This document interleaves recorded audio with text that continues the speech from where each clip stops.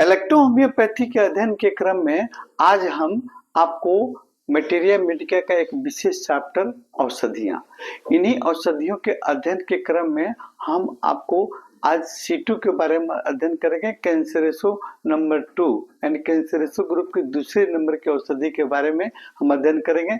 इसके पहले वाले वीडियो में हमने आपको कैंसरेसो नंबर 2 की आपको मेडिसिनल प्रॉपर्टीज आपको ऑर्गेनिक लेसन के बारे में हम अध्ययन कर चुके थे और किन किन औषधीय पौधों का मिलाकर उसका सम्मिश्रण तैयार किया गया है ना, इसके बारे में अध्ययन कर। आज हम इसी औषधि का आपको मेडिसिनल प्रॉपर्टी के बारे में हम अध्ययन करेंगे। मेडिसिनल प्रॉपर्टीज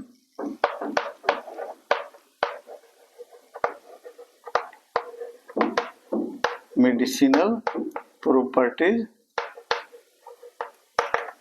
इस औषधि का क्या क्या गुण धर्म होता है ना, कैसे हम इस औषधि को हम कौन कौन सी बीमारियों को में प्रयोग कर सकते हैं, है ना। तो सबसे पहले हम देखते हैं कि ये औषधि आपको एंटी कैंसर की आपको द्वितीय अवस्था की मेडिसिन है। सेकेंड स्टेज में आपको C2 को हम प्रयोग करते हैं कैंसर के सेकेंड स्टेज में। और ये औषधि एंटी एस्क्रोफुलस, हमारे आपको नेक रीजन में छोटी छोटी गठाने ग्लैंड्स होती है, जिससे एस्क्रोफुलस आपको लिम्फेटिक ग्लैंड्स होता है, ट्यूबरोसिस टाइप ग्लैंड्स होता है, यानी एस्क्रोफुलस पर भी इसका आपको प्रभाव होता है, इसको ठीक करने का काम करती है। एंटी आपको ऑर्चिटिक, ये आपको अंड प्रदाह नाशक, यानी हमारे हाइड्रोसिल में, है ना, अगर दर्द है तो उसको ठीक करने का काम करती है। और डायरेटिक, पेशाब लाने वाली, है ना। और साथ में आपको जितने भी आपको एक्सक्रेटरी सिस्टम या यूरिनरी सिस्टम के ऑर्गन है, जैसे यूरिनरी ब्लडर से रिलेटेड डिजीज को ठीक करती है। और एंटीपायरोटिक, है ना, ये आपको बुखार को भी ठीक करती है और एनाल्जेसिक के रूप में भी काम करती है, दर्द निवारक भी होती है। और एंटी ड्रॉप्सी, हमारे शरीर में ड्रॉप्सी, पानी का जमा हो जाना हाइड्रोसिल में या शरीर के किसी भी भाग में अगर पानी जमा होता है उसको ठीक करने का काम करती है। और हेमोस्टेटिक्स, खून बहने के रोकने में भी आपको ये औषधि काम करती है। लेकिन इसके सहयोगी इस मेडिसिन की भी हम इसका सहयोग लेते हैं। और एंटी आपको ग्रेनुलोकिस, मिर्गी की दौरा को रोकने वाली औषधि है ना। ये तमाम तरह के इसके गुण धर्म है, इन रोगों पर ये अच्छी काम करती है। अगले भाग में हम देख रहे हैं कि इन औषधियों को कैसे हम रोगों पर प्रयोग करेंगे, किस डायल्यूशन में इस औषधि को देंगे, है ना। तो सबसे पहले हम शुरू करते हैं आपको प्रयोग नंबर 1, जिसमें आपको हम जानते हैं कि इस औषधि का प्रयोग आपको यूरिनरी ब्लडर पर सबसे प्रमुख होता है और फिर यूरेथ्रा पर, उसके बाद यूरेटर और किडनी पर। तो सबसे पहले हम यूरिनरी ब्लडर पर देखते हैं। तो यूरिनरी ब्लडर में अगर सूजन हो जाए, दर्द हो, तो इस औषधि का हम प्रयोग सेकेंड डायल्यूशन में करते हैं इसके सहयोगी मेडिसिन H2 के साथ।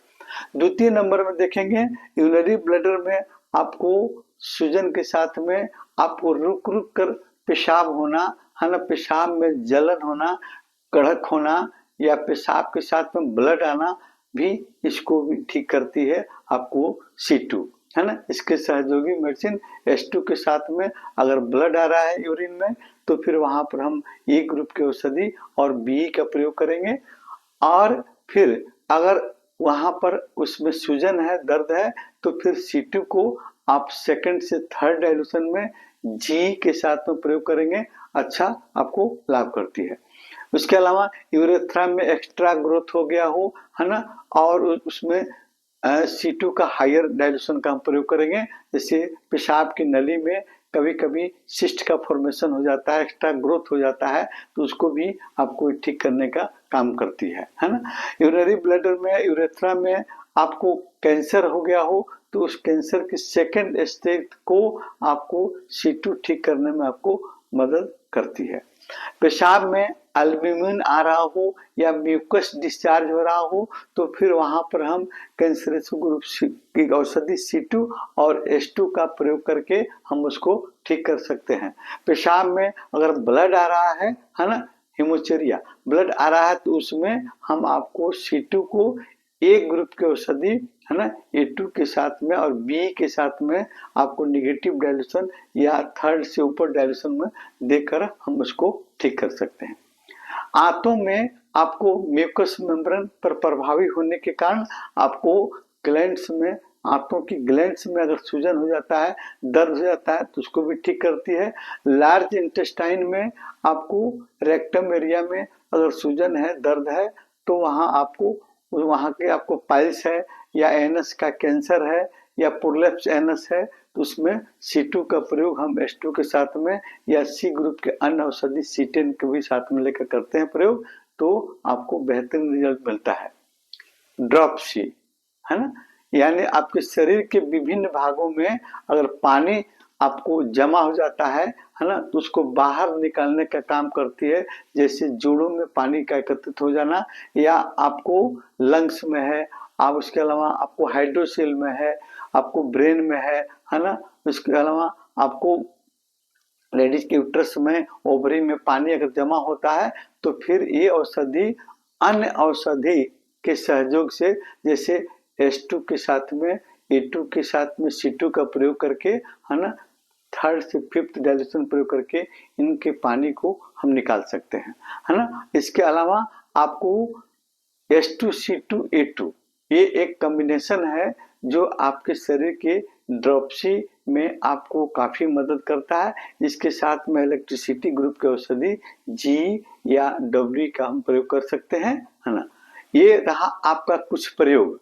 अगले वीडियो में फिर हम आपको इसी क्रम में आपको C2 का कुछ और प्रयोग के बारे में डिस्कस करेंगे है ना, और इसका एक्सटर्नल कहाँ प्रयोग किया जाता है, इंटरनल को किस डाइल्यूशन में प्रयोग करेंगे है ना, इसका डाइल्यूशन आपको first dilution, second dilution, third dilution या हायर डाइल्यूशन का प्रयोग कैसे करेंगे अगले वीडियो में आप देखेंगे।